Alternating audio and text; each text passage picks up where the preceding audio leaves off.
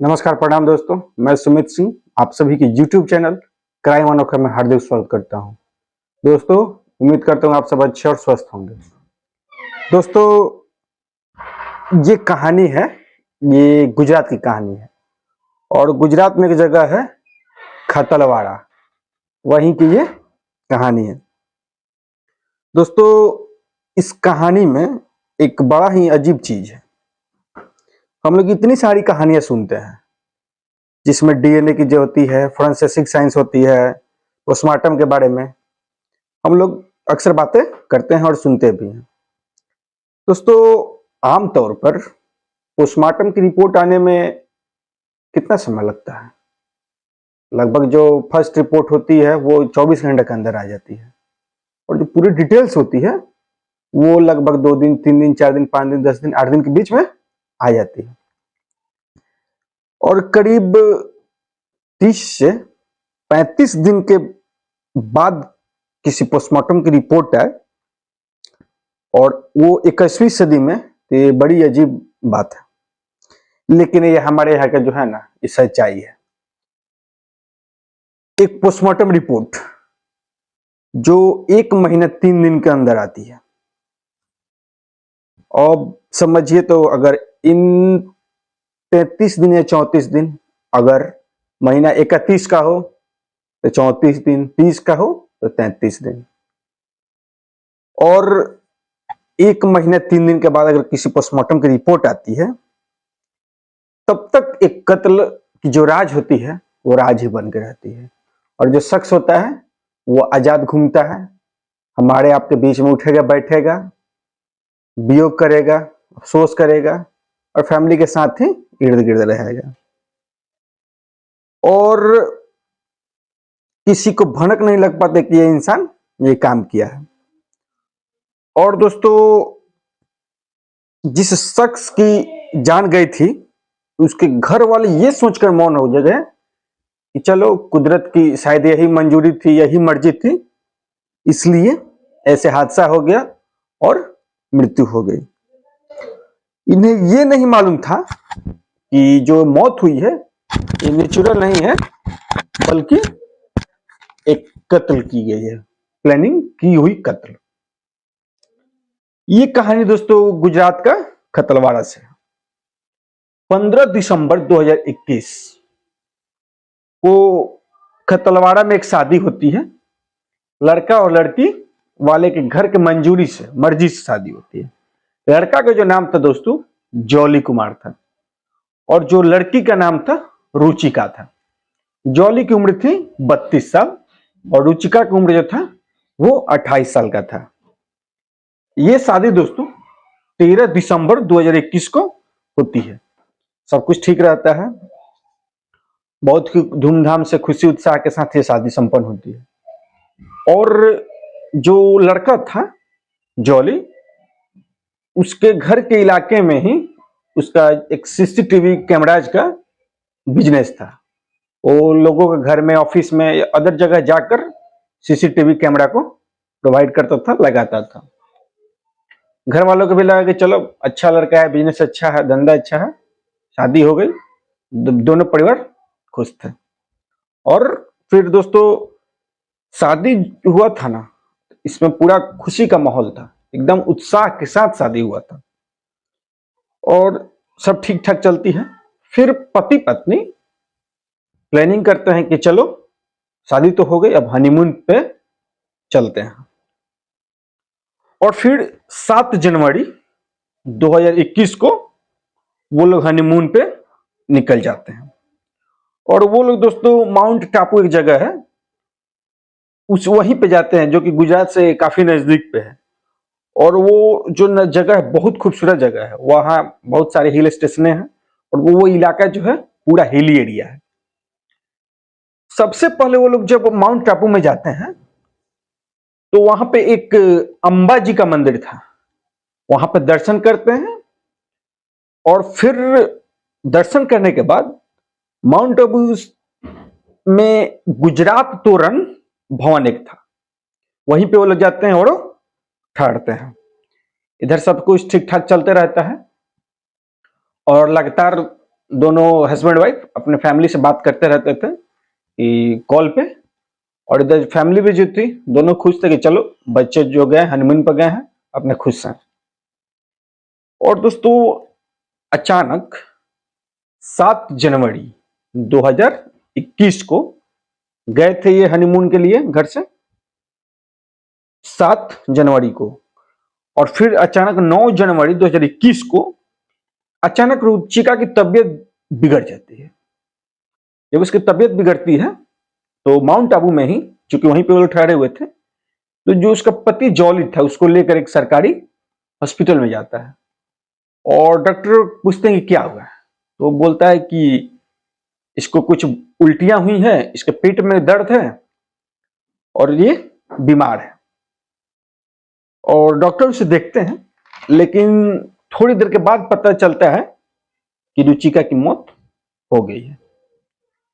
फिर जॉली अपने घर वाले को और अपने ससुराल वाले को, मतलब रुचिका के घर वालों को, दोनों को कॉल करके बोलता है कि आज सुबह में अचानक रुचिका की तबीयत खराब हुई, हम इसको हॉस्पिटल लेके आए और यहाँ पे आए तो डॉक्टर इसे मृत घोषित कर दिए।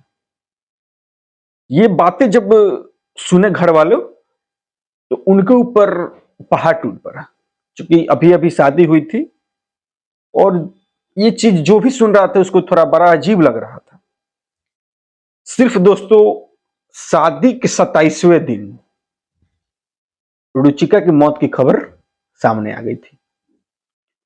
अब घर वाले चूंकि ये खबर सुनते हैं, खबर सुनते ही वो भागे भागे माउंट आबू में आते हैं और वहां पे रुचिका की जो लाश थी उसकी पोस्टमार्टम होती है और उसको लाश को अपने पास लेते हैं, और जो जॉली था वो अपने घर वालों के साथ लाश के साथ अपने गांव आता है। अपने घर आने के बाद वो उस लाश का अंतिम संस्कार कर देता है, दाह प्रवाह सब कुछ कर देता है। अब इस दौरान एक नई नवेली दुल्हन का इस तरह से अचानक हनीमून पे जाना और वहां उसकी मौत हो जाना, उस चूंकि वो शारीरिक तंदुरुस्त थी, अच्छी थी, ये चीज हर किसी को थोड़ा अजीब लग रहा था। धीरे धीरे दोस्तों वक्त बीतता है और जॉली दोस्तों इस तरह देखकर बोल रहा था, मतलब जॉली जो था उस फैमिली के साथ इस तरह से दिख रहा था जब जो कि मानिए कि उसको अपनी बीवी की मृत्यु का बहुत सदमा लगा हो और वो अपने फैमिली के साथ रहकर शोक मनाता, अपनी बीवी की मृत्यु का अफसोस करता और बिल्कुल बेचारे की नई नई शादी हुई थी और उसकी दुल्हन मर गई थी, इस चीज की उसकी अफसोस थी, जो कि लोग देखते थे उसकी शक्ल से, अफसोस दिखता था उसके शक्ल पे। और इधर दोस्तों अगले 1 महीना 3 दिन तक सब कोई शोक मना रहे थे, जो विधियां हो रही थी, और जॉली भी था, वो भी अपने फैमिली के साथ अपनी बीवी की जाने के वियोग मना रहा था, अफसोस मना रहा था। और चूंकि दोस्तों अब इधर घर वाले धीरे धीरे हम दोनों फैमिली मान गए कि चलो ये कुदरत को, भगवान को यही मंजूर था, यहीं तक इसकी जिंदगी थी रुचिका की, तो आगे इंसान क्या कर सकता है। फिर दोस्तों देखिए वक्त जो होता है ना, ये बहुत बड़ा मरहम होता है, वक्त के साथ घावे बढ़ती हैं। और फिर दोस्तों पोस्टमार्टम की रिपोर्ट आती है रुचिका की मौत से ठीक 1 महीने 3 दिन बाद। जब पोस्टमार्टम की रिपोर्ट आती है तो जो डॉक्टर मेंबर भी थे वो भी इस चीज को देखकर चौंक जाते हैं, और उस पोस्टमार्टम रिपोर्ट में साफ साफ लिखा हुआ था कि रुचिका की मौत ना किसी बीमारी से हुई है, ना वोमिटिंग करने से हुई है, और ना ही पेट की दर्द से हुई थी, बल्कि उसे मारा गया है, उसकी कत्ल किया गया है। दोस्तों मारने का जो तरीका लिखा हुआ था ना उस पोस्टमार्टम रिपोर्ट में, वो जब बाहर आया ना तो शायद डॉक्टर लोग भी ये सोचकर हैरान हो गए कि आज तक हम अपने अभी डॉक्टरी की इस पेशा में ऐसी कत्ल शायद नहीं देखे थे, शायद मेरे सामने नहीं आया था। इधर दोस्तों रुचिका के गले से लगभग मुट्ठी भर पेड़ की पत्ते मिली, फिर उसके पेट में भी पत्ता मिला, जिससे जब उसके मुंह में पत्ते डाले जाएंगे, ठूसे गए होंगे, तो उसके गर्दन में, श्वास नली में पत्ते अटक गए होंगे और उसको सांस लेने में दिक्कत हुई होगी। और बड़ी बारीकी से एक निशान मिला गर्दन पे, गला पे। और दोस्तों एक पेड़ के टहनी के जो पतली शाखाएं होती हैं, उसको देखिएगा दोस्तों, अमूमन हम लोग सबको जो पेड़ की टहनी पतली से होती है उसको हम लोग मोड़ के अगर किसी को मारते हैं तो चोट लगती है। बचपन में टीचर लोग भी मारते थे, जिसको बिहार और यूपी में छूकी से संबोधन करते हैं। दोस्तों वो उसी टहनी के पतली सी शाखाओं को मोड़कर उससे रुचिका की गर्दन घोंट दिया था, ताकि पतली महीन सी शाखा का कोई निशान नहीं आए और मेरे पे किसी को शक ना हो। फिर दोस्तों पोस्टमार्टम रिपोर्ट के मुताबिक रुचिका के मौत जो थी ना, वो ये थी कि उसके मुंह से गर्दन तक पूरा पत्ते भरे हुए थे, उसके पेट में भी पत्ते मौजूद थे, सांस नहीं ले पा रही थी, और जैसे उसके मुंह में पत्ता ठूसा गया था ना, और इसके अलावा एक पतली सी महीन सी पेड़ की टहनी से उसकी गला घोटी गई थी, उसी की वजह से उसकी मौत हुई थी। जब पोस्टमार्टम रिपोर्ट रुचिका के मुंह में पत्ता ठूसने की बात आई, पेट में पत्ते मिलने की बात आई, तो फौरन ये बात रुचिका के मां बाप तक पहुंच गई। और इसके बाद जब ये बात रुचिका के पास, माता पिता के पास पहुंचा, तो यहां पे दो सवाल खड़े हुए, कातिल कौन था? और चूंकि दोस्तों पति पत्नी हनीमून पे गए थे, और दोस्तों इधर जो जॉली था वो बार बार दावा कर रहा था कि रुचिका मेरे सामने वोमिटिंग की, मेरे सामने उसको पेट में दर्द हुआ, मेरे सामने उसको बीमार पाए हम, और मेरे सामने उसकी मृत्यु हो गई। और फिर यहां पे बात है कि फिर आखिर कातिल कौन? दोस्तों देखिए, एक पत्ता निगलना और एक पत्ता ठूसना, दोनों में बड़ा अंतर होता है। और फिर जो रुचिका के माँ बाप थे, वो जॉली के खिलाफ, मतलब अपने दामाद के खिलाफ माउंट आबू में ही जाकर, वहां पे, चूंकि वहीं पे वो लोग ठहरे थे, वहां पे पुलिस के पास FIR दर्ज करती है। फिर पुलिस जॉली को गिरफ्तार कर लेता है। और इधर दोस्तों सबके मन में दो बात आ रही थी कि आखिर एक शख्स जिसकी शादी अभी नई हुई है, 27 दिन पहले हुई है, वो अपने वाइफ को मारा क्यों? और दूसरा कि ये कत्ल करने का तरीका उसके दिमाग में आया कहां से वो चीज को अध्ययन किया, कहां से ये उसके दिमाग में बैठ गया। फिर पुलिस उससे पूछताछ करती है। फिर पता चलता है ये कि वे लोग हनीमून पे गए थे, और बताता है जॉली कि ऐसे जो भी होता, पुलिस को डायरेक्ट मेरे पर शक आता है, क्योंकि हम हनीमून पे गए थे अपने वाइफ के साथ, और उसने सोचा कि कुछ ऐसा तरीका अपनाते हैं जिससे पुलिस को शक भी ना हो, किसी को शक भी ना हो, और हम रुचिका को मार दें। फिर उसने कई एक तरीका सोचा। फिर सोचा गर्दन दबाएंगे तो निशान आ जाएगी गर्दन पे, फिर हम पकड़े जाएंगे। फिर उसने उसके मुंह पे पत्ते ठूसे, कुछ अंदर गया, कुछ श्वास नली में अटक गया, और उसको लगा कि शायद पत्ते ठूसने से ये ना मरे। उसको लगा दोस्तों, देखिए कि जैसे अगर हम पत्ता खा जाते हैं तो वो निगल जाएंगे पेट में, खाने की तरह वो पच जाएगा, लेकिन दोस्तों खाने में ठूसने में बहुत अंतर होता है।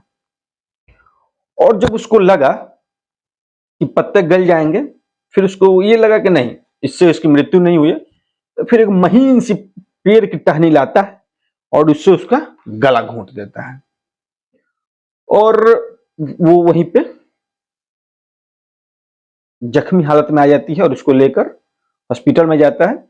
लेकिन जैसे वो हॉस्पिटल में जाता है, डॉक्टर थोड़ी देर बाद उसको मृत घोषित कर देते हैं। खैर उसको लगा कि इस पतली सी टहनी का कोई निशान आएगा नहीं। खैर उसकी ये दोनों जो प्लान थी, पत्ते ठूंसना और गर्दन पतली से महीन सी स्टिक से घूंट देना, ये दोनों जो प्लानिंग थी उसकी नाकाम रही, असफल रही। और रुचिका की जब ये मौत की बात पोस्टमार्टम रिपोर्ट ने क्लियर किया कि रुचिका की मौत कोई कुदरती नहीं, कोई ईश्वरीय नहीं है, बल्कि इसकी मौत एक कत्ल की गई मौत है। और फिर दोस्तों जो पुलिस वाले थे वो पूछते हैं कि आखिर इस कत्ल करने की पीछे तुम्हारी मोटिव क्या थी, तुम्हारी मकसद क्या थी। तो फिर वो जॉली बताता है, बोलता है कि मैं शादी करना नहीं चाहता था, लेकिन चूंकि दोस्तों देखिए अभी हो सकता है कि बयान बदल भी जाए। अभी वो जो माउंट आबू के हैं पुलिस केस में अभी कि चल रहा है, जो पिछला बयान आया था मैं आप लोग को वो बयान बता रहा हूं। उसने बोला कि मैं उससे शादी करना नहीं चाहता था, घर वाले ने जबरदस्ती शादी कर दी। और फिर हो सकता है दोस्तों कि एक ये भी मैटर हो सकता है और एक ये भी मैटर हो सकता है कि हो सके कि उसका किसी और लड़की के साथ अफेयर हो। और लेकिन कौन है, क्या है, कैसी है, ये क्या सच्चाई है, ये अभी तक क्लियर हुई नहीं है, क्या वजह थी। लेकिन हो सके कि डॉरी एक्ट भी हो। लेकिन दोस्तों अभी ये चीज क्लियर हुई नहीं है, कोई पूरा फाइनली सच्चाई सामने आई नहीं है। जो पिछला रिकॉर्ड है मैं आप लोग को वही बता रहा हूं। और फिर पुलिस अभी इस केस को इन्वेस्टिगेट कर रही है और इसमें जुड़ी जो भी अपडेट आएंगी मैं आप लोगों को जरूर बताऊंगा। बस फिलहाल के लिए दोस्तों इतना ही, मिलते हैं नेक्स्ट वीडियो में। तब तक आप मेरे वीडियो को पूरा देखिए, मेरे चैनल को सब्सक्राइब कीजिए और हाँ दबा के शेयर कीजिए। Thank you.